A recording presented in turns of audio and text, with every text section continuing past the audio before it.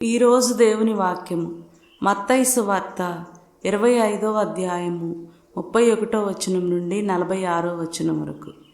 మనుష్య కుమారుడు సమస్త దూతల సమేతముగా తన మహిమతో వచ్చినప్పుడు తన మహిమాన్విత సింహాసనముపై ఆసీనుడగును.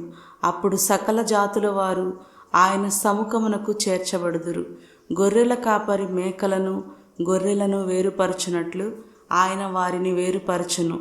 ఆయన గొర్రెలను తన కుడి ప్రక్కన మేకలను తన ఎడమ ప్రక్కన నిలుపును. అప్పుడు సింహాసనాసీనుడైన రాజు తన కుడి ప్రక్కన ఉన్న వారితో, నా తండ్రిచే దీవింపబడిన వారలారా రండు, ప్రపంచ ప్రారంభము నుండి మీకై సిద్ధపరపబడిన రాజ్యమును చేకొనుడు.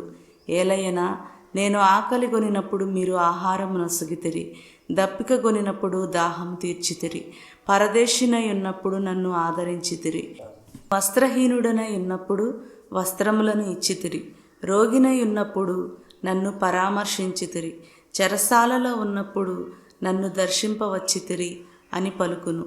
అప్పుడు ఆ నీతిమంతులు, ప్రభు, నీవు ఎప్పుడు ఆకలి గొనియుండుట చూచి భోజనము పెట్టితిమి, దప్పిక గొనియుండుట చూచి దాహము తీర్చితిమి, పరదేశిగా ఉండుట చూచి ఆదరించితిమి, వస్త్రహీనుడవై ఉండుట చూచి వస్త్రములను ఇచ్చితివి, ఎప్పుడు రోగివై ఉండుట చూచి పరామర్శించితిమి, చెరసాలలో ఉండగా దర్శింపవచ్చితిమి అని అడుగుదురు. అందుకు రాజు, ఈ నా సోదరులలో అత్యల్పుడైన ఏ ఒక్కనికి మీరు ఇవి చేసినప్పుడు అవి నాకు చేసితిరి అని మీతో నిశ్చయముగా చెప్పుచున్నాను అని వారితో చెప్పును. అప్పుడు ఆయన తన ఎడమ ప్రక్కనున్న వారితో, శాపగ్రస్తులారా, నా నుండి తొలగి పిశాచమునకు దాని దూతలకు ఏర్పాటు చేయబడిన నిత్య నరకాగ్నిలోనికి పొండు. ఏలయనా నేను ఆకలి గొనియుంటిని, మీరు అన్నము పెట్టలేదు, దప్పిక గొనియుంటిని, దాహము తీర్చలేదు, పరదేశినై యుంటిని, నన్ను ఆదరింపలేదు, వస్త్రహీనుడనై యుంటిని, నాకు వస్త్రములను ఇయ్యలేదు, రోగినై యుంటిని, నన్ను పరామర్శింపలేదు, చెరసాలలో ఉంటిని, నన్ను దర్శింపరాలేదు అనును.